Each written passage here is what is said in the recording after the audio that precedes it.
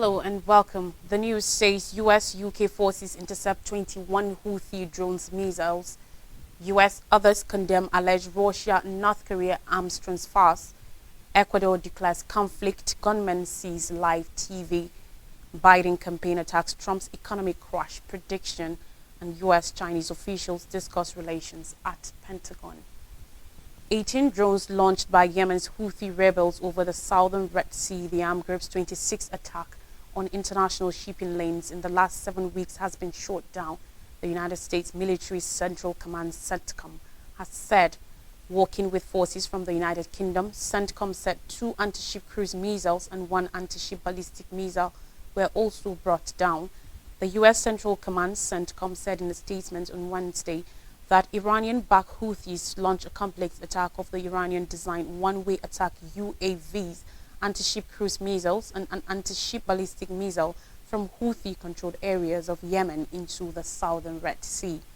The raid was the 26th by the Houthis on shipping lanes in the Red Sea since November 19th, when it hijacked the Galaxy Leader, a vehicle carrier that was on its way from Turkey to India. The Iran-aligned group said it started the attacks in protest at Israel's war on Gaza. CENTCOM said fighters jets from the Dwight D. Eisenhower aircraft carrier and 4 destroyers, including 1 from the UK, took part in the operation. No wounds or damage were reported. Last month, the US established an international maritime coalition to deal with the attacks, which have stoked some shipping lines to take the longer sea route around southern Africa and avoid the Red Sea altogether. The Houthis have said they will continue their attacks until Israel stops the conflict in Gaza. CENTCOM and U.S. forces shot down a drone launch from Yemen over the weekend, while Vice Admiral Brad Cooper, the commander of the U.S. naval forces in the Middle East, said the Houthis had launched an explosives-laden sea drone into shipping lanes last week, the first time they had used such a weapon in the present conflict. The Houthis say they are aiming Israeli-linked vessels, but Cooper said lots of countries have links to ships that have been attacked. At the time of its capture, the Galaxy Leader, although ultimately owned by a firm connected to an Israeli businessman, was being operated by the Japanese shipping line NYK, and most of its 25-strong international crew were from the Philippines. Other vessels have had no discernible relations to Israel. On January 10th, the United Nations Security Council in New York is set to vote on a draft resolution put forward by the United States that condemns the attacks on merchant shipping in the Red Sea and demands the instant end to such actions, as well as the release of the Galaxy Leader and its crew. Last week, Japan's United Nations envoy Yamazaki Kazuyuki told the Security Council briefing that Japan was outraged by the armed seizure and continued holding of the Galaxy Leader and its crew. Dozens of countries have joined Ukraine, the United Kingdom, and the United States in criticizing suspected ballistic missile transfers between North Korea and Russia, which they said were in breach of United Nations sanctions. European Union Foreign Policy Chief Joseph Borrell, U.S. Secretary of State Antony Blinken, and the foreign ministers from some 47 countries, including Argentina, Australia, Guatemala, Japan, and South Korea, in a joint statement, condemned the alleged arms transfers in the strongest possible terms, saying the weapons had been used against Ukraine on December 30th and January 2nd.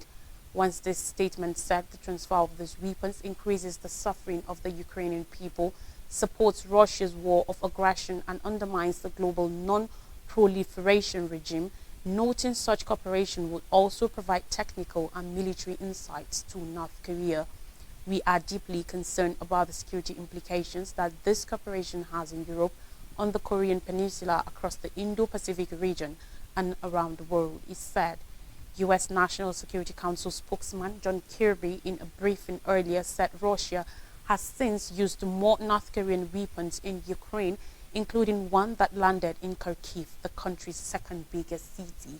On Wednesday, the U.S. and its allies plan to raise the issue with the United Nations Security Council, UNSC, he added.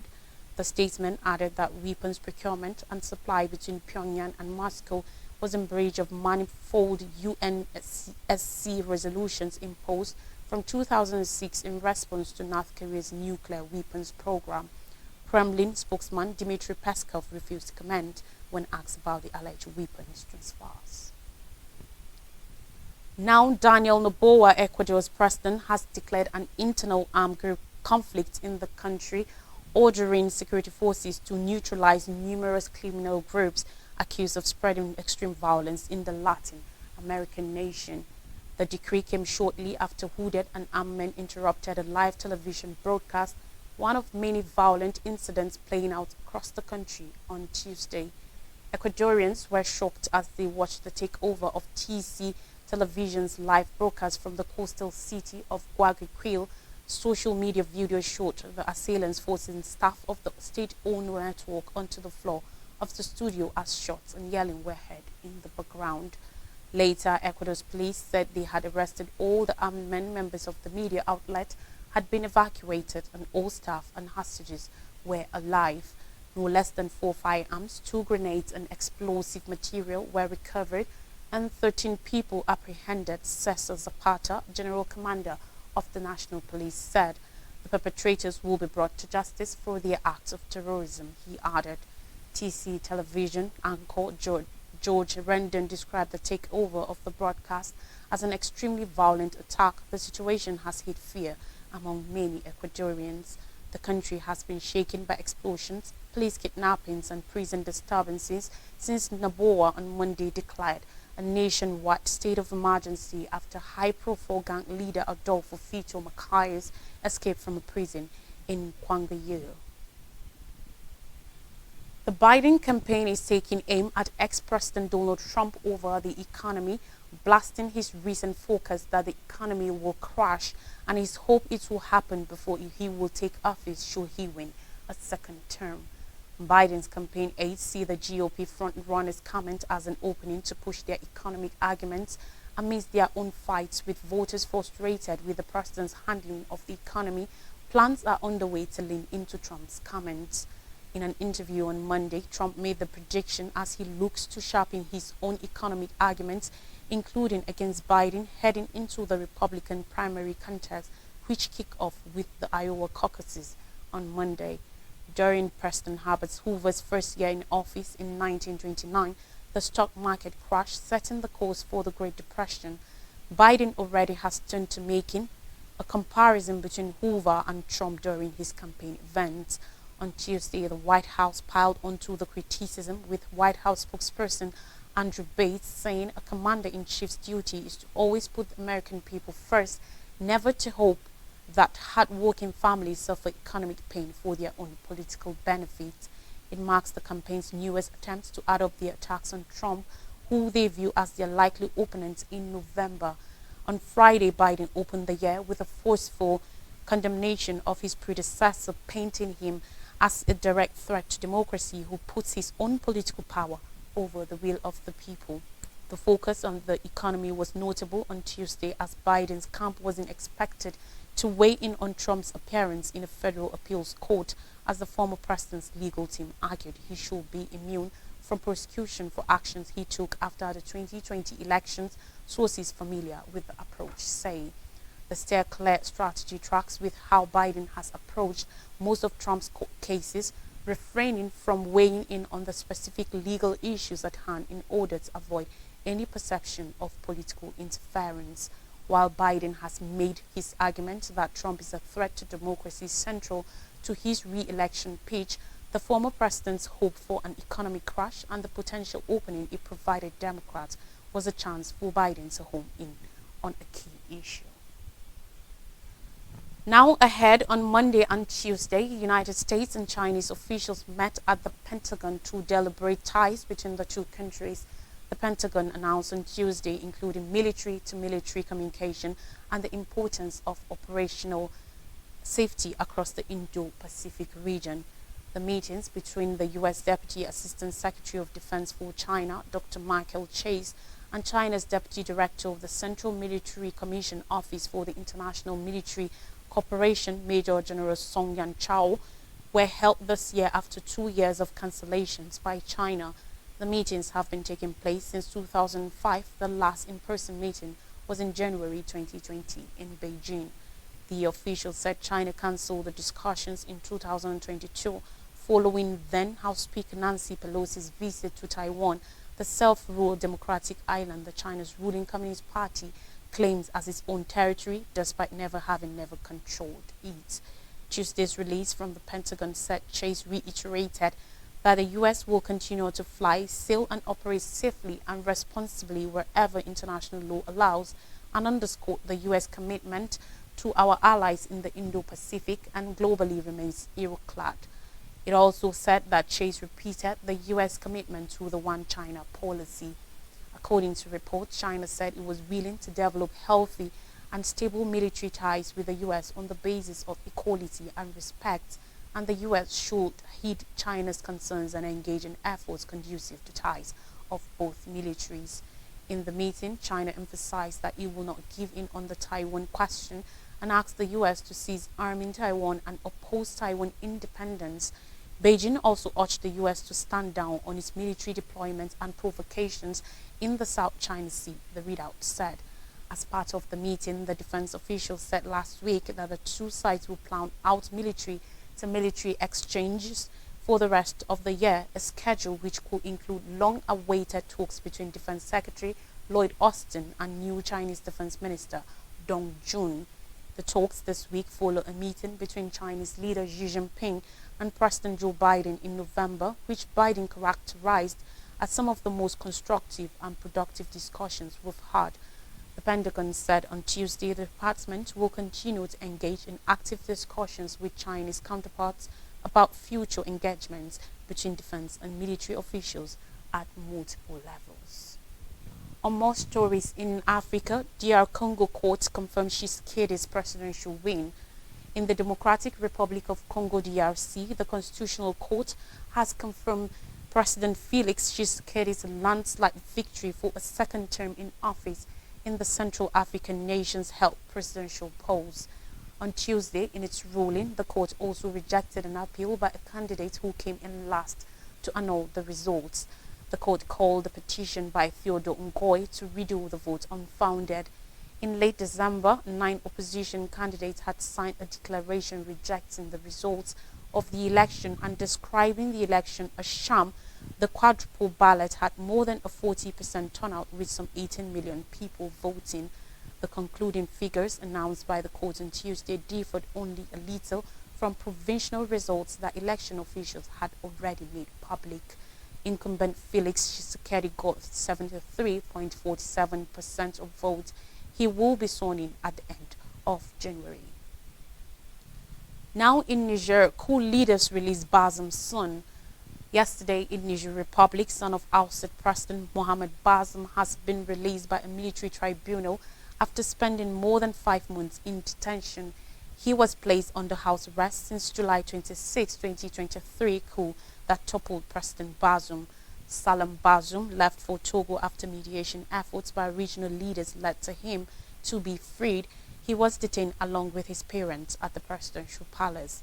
His parents remain in detention with the junta led by General Abdurrahman Chani, refusing to bend to diplomatic pressure to release them. The military tribunal in a statement said the release of Bazoum Jr. was provisional and it will be up to him to respond to justice as soon as he is required to do so. He had been charged with conspiracy to undermine the authority of the state following the coup.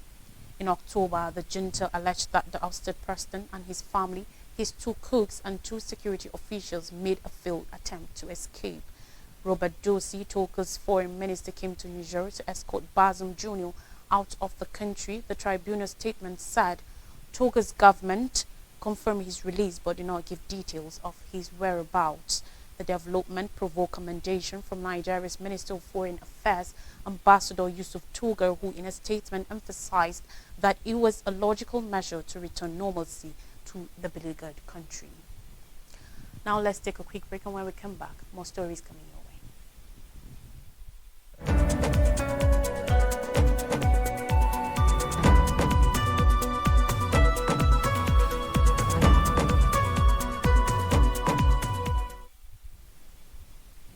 You're welcome back. Now Nigerian Stories says EFCC seizes Edu, former minister's passports over scandal. Over the ongoing investigations into scandals in the ministry, the Economic and Financial Crimes Commission (EFCC) has seized the passports of the suspended Minister of Humanitarian Affairs and Poverty Alleviation, Betta Edu, and her predecessor, Sadia Umar Farouk. On Tuesday, Edu, who arrived at the EFCC headquarters in Abuja at 10 a.m., was still being interrogated by the Commission's investigators as of 7 p.m., according to report. As the EFCC questioned the suspended minister over the 44 billion naira fraud uncovered in the ministry, it was learned that managing directors of 3 commercial banks were also questioned on Tuesday over the fraud. The scandal involving Edu burst open after a leaked memo showed that the suspended minister directed the Accountant General of the Federation, Oluwatoyin Mede, to transfer 585 million naira to a private account owned by one Oniyelu Bridget, who the ministry claimed currently serves as the project accountant grants for vulnerable groups.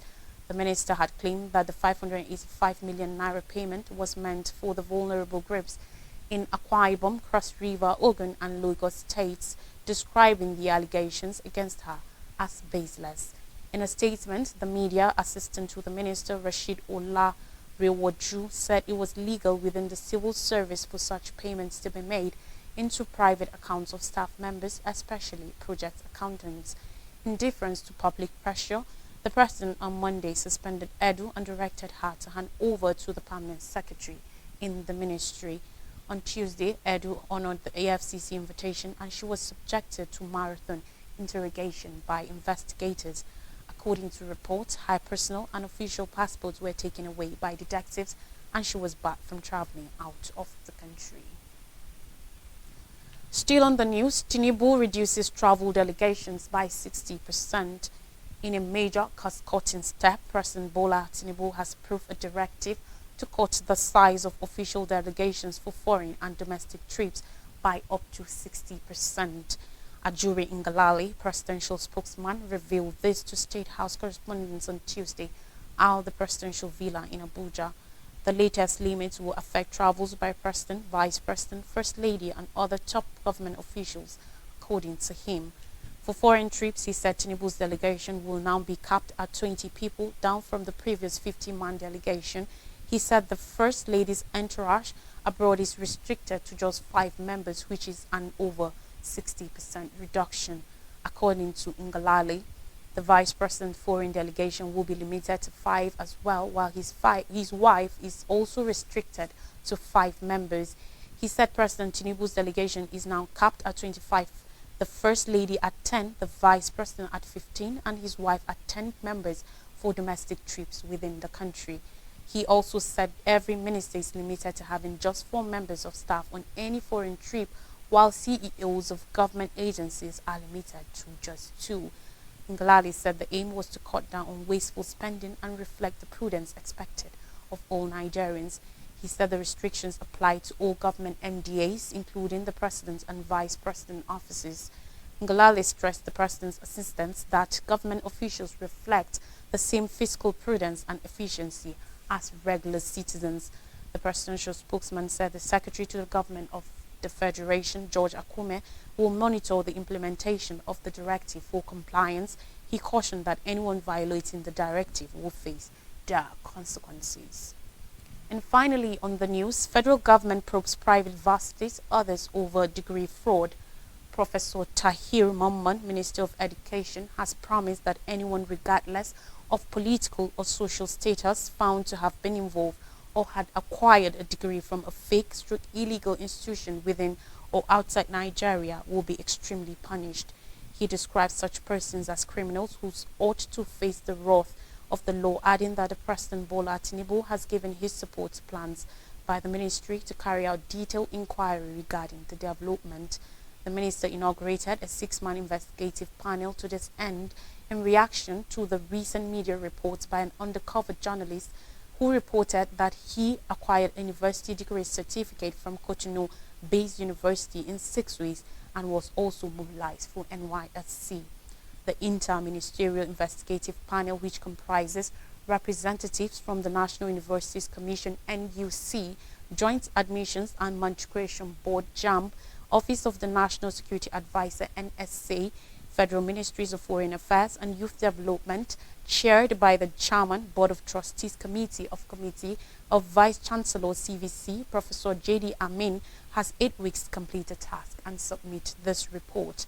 The minister said the probe panel is anticipated to examine the accuracy of the allegations of degree certificate racketeering within both foreign and local private universities in Nigeria, review the role of any MDA or its officials in facilitation of the recognition and procurement of the fake certificate in question. The committee is also expected to review existing policies and procedures related to accreditation, certification to identify weaknesses, examine the rules, procedures, and processes for recognition and accreditation of foreign universities and programs by the Federal Ministry of Education, establish if unapproved foreign institutions exist or not in Nigeria in whatever form, with their identities and locations, if any. In addition, the committee is expected to make appropriate recommendations for review of any rules, procedures, processes to prevent to reoccurrence and prescribe sanctions for identified errors. Officials making other recommendations that will boost the system of recognitions, accreditations, and quality assurance of degrees in the country. A recap of major stories says US-UK forces intercept 20 Houthi drones and missiles. US others condemn alleged Russia-North Korea arms transfers. Ecuador declares conflict, gunmen seize live TV. Biden campaign attacks Trump's economic crash prediction. And US-Chinese officials discuss relations at Pentagon. Thanks for watching. Have a great day.